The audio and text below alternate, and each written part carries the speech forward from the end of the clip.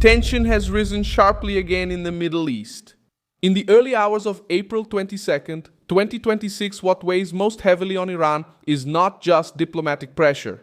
It's the feeling that war could suddenly break out again. After the political collapse of the ceasefire, several reports and news stories emerged that the Iranian regime was making efforts to hide missiles, move launchers, and preserve its strike capability. Before a possible resumption of US bombings, I'll tell you all about it in a moment. But now, you'll want to be subscribed to the channel to stay well informed. Real-time information with the best journalistic quality you've ever seen. Trust me, Milson Alves. What we see now is a government acting as if it believes the next wave of attacks could happen. Trump turned up the rhetoric again, said he expected to resume the bombings if there was no agreement, and then extended the truce at Pakistan's request, but without easing the pressure at sea. That's exactly the key point. What happened wasn't a return to peace, it was the opposite. The ceasefire lost political strength, trust disappeared, and the Iranian regime started acting like someone who needs to buy time. Who's at the center of all this? On one side, the United States, with Trump, its military apparatus, and the ongoing naval blockade. On the other side, Tehran, the Islamic Revolutionary Guard, and the regime's hardline core, which rejects any talks under pressure. When the Iranian leadership realizes that the space for negotiation is shrinking and that the military threat remains, hiding sensitive assets becomes an almost automatic reaction. It's not a scene of tranquility, it's a survival move. That's the central point of this story. Iran acts like someone who fears losing their ability to respond. And that's why the suspicion about the effort to hide missiles, relocate infrastructure, and preserve launchers carries so much weight. If Tehran believes that the bombings could resume, it needs to prevent its main means of attack from being destroyed while still on the ground. The logic is simple. First, disperse. Second, hide. Third, make it harder for the United States to find and eliminate everything in a new offensive. This is exactly the behavior that supports the strongest reading right now. The regime is not preparing for a lasting peace. It is preparing to survive a new phase of the war. This scenario becomes even more serious because Iran has continued to send public signals of strength while the perception grows that it is trying to protect its arsenal. Reuters showed that there was a military parade with missiles in Tehran just as the ceasefire crisis was returning to its peak. This has enormous symbolic value. The regime wants to tell its domestic audience and the world that it remains armed, it remains standing, and it is still willing to react. But behind this display, there is an even harsher interpretation.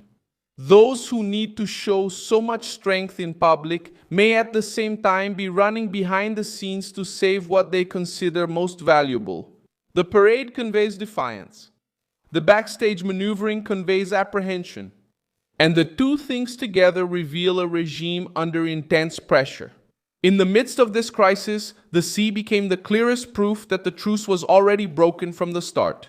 This Wednesday, Iran seized 2 vessels in the Strait of Hormuz, and there were shots fired at a third, according to Reuters.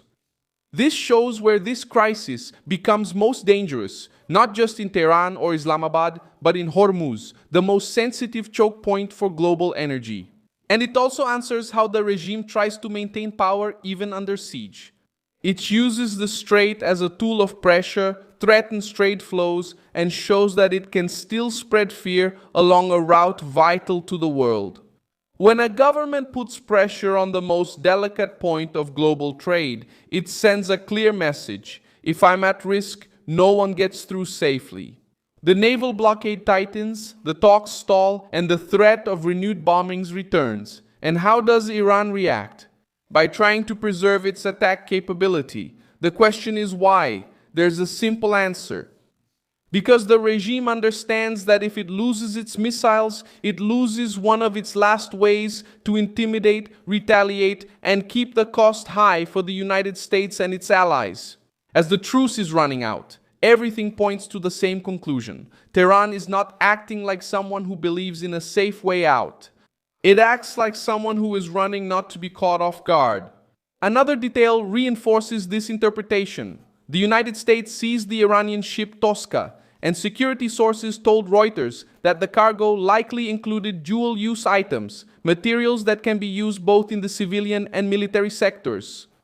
This alone doesn't clear up all the suspicions that are circulating, but it fits squarely into the bigger picture. If there is naval pressure, seizure of sensitive cargo, stalled talks, and an open threat of a new offensive, the Iranian regime has even more reason to speed up the concealment and dispersal of what it considers essential for a future response. In other words, the tighter the noose gets, the more plausible the theory becomes that Tehran is trying to save its most valuable assets before a new air campaign begins. Even Pakistan's attempt at mediation helps to illustrate this atmosphere. Islamabad wanted a second round of negotiations and got an extension of the truce from Trump, but Iran did not show the firmness needed to turn this into real progress. The uncertainty about participation, the distrust of American intentions, and the continuation of the blockade made the pause seem weak from the start. The result was an environment where diplomacy fails to build trust and military preparations return to the center stage. When the negotiating table doesn't deliver security, the bunker takes precedence again. When talk doesn't convince, the hidden missile starts to seem more important than the diplomatic promise. In the end, what we see now is an Iran that doesn't project an image of solid peace, but rather an image of a cornered regime, suspicious and on the move.